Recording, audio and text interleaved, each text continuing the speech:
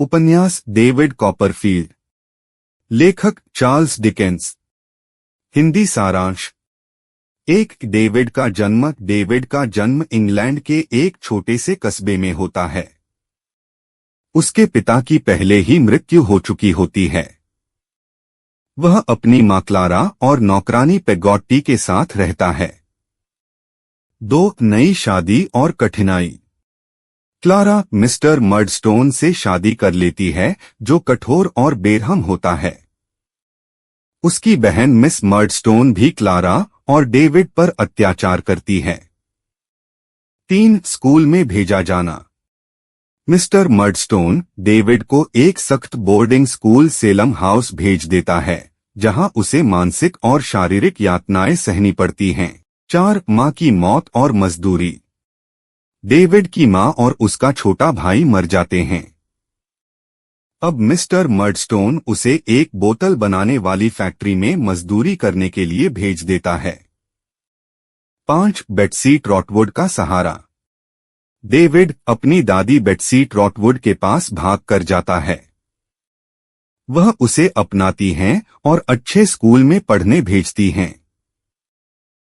नए दोस्त और शिक्षा। डेविड की पढ़ाई शुरू होती है और वह अपने नए दोस्त जेम्स स्टीयरफोर्थ और वफादार साथी टॉमी ट्रैडल्स से मिलता है।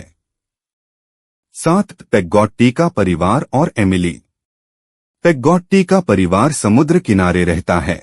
उसकी भतीजी एमिली डेविड की बचपन की प्रेमिका होती है, लेकिन वह बाद में स्टीयरफोर्थ के साथ भाग जाती है। उरिया हीप की साजिश।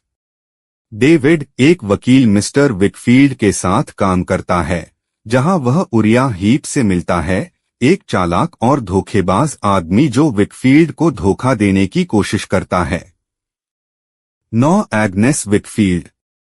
मिस्टर विकफील्ड की बेटी एग्नेस हमेशा डेविड का मार्गदर्शन करती है। वह चुपचाप डेविड से प्रेम करती है, लेकिन कभी कुछ नहीं कहती। डोरा से शादी। डेविड को डोरा स्पेनलो से प्यार हो जाता है और वह उससे शादी कर लेता है। डोरा सुंदर और प्यारी होती है, लेकिन गृहस्थी चलाने में असमर्थ होती है। डोरा की बीमारी और मौत। डोरा धीरे धीरे बीमार पड़ती है और अंततः उसकी मौत हो जाती है। डेविड गहरे दुख में डूब जाता है और आत्ममंथन करता है। एमिली की वापसी। एमिली को स्टीयरफोर्थ छोड़ देता है। पेगॉट्टी का भाई मिस्टर पेगॉट्टी उसे ढूंढ निकालता है और उसे नए जीवन के लिए ऑस्ट्रेलिया ले जाता है। उरिया हीप का पर्दाफाश। डेविड और उसके दोस्त मिस्टर मिकॉबर उरिया हीप की धोखाधड़ी को उजागर करते हैं और उसे सजा दिलवाते हैं। एग्नेस का प्रेम। डेविड को अंततः एहसास होता है कि एग्नेस उससे सच्चा प्रेम करती है। वर्षों बाद वह एग्नेस से अपने प्यार का इजहार करता है और दोनों की शादी हो जाती है। लेखक बनना और सुखद अंत। डेविड कॉपरफील्ड एक सफल लेखक बनता है। वह और एग्नेस अपने जीवन में शांति और संतोष पाते हैं।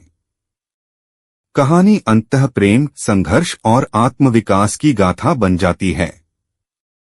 दोस्तों, अगर आपको यह बुक समरी अच्छी लगी तो वीडियो को लाइक, शेयर और सब्सक्राइब करें। कमेंट करके अपनी प्रतिक्रिया भी दें। बेल का बटन दबाएं। इससे आपको अगली बुक समरी का नोटिफिकेशन मिल जाएगा। धन्यवाद।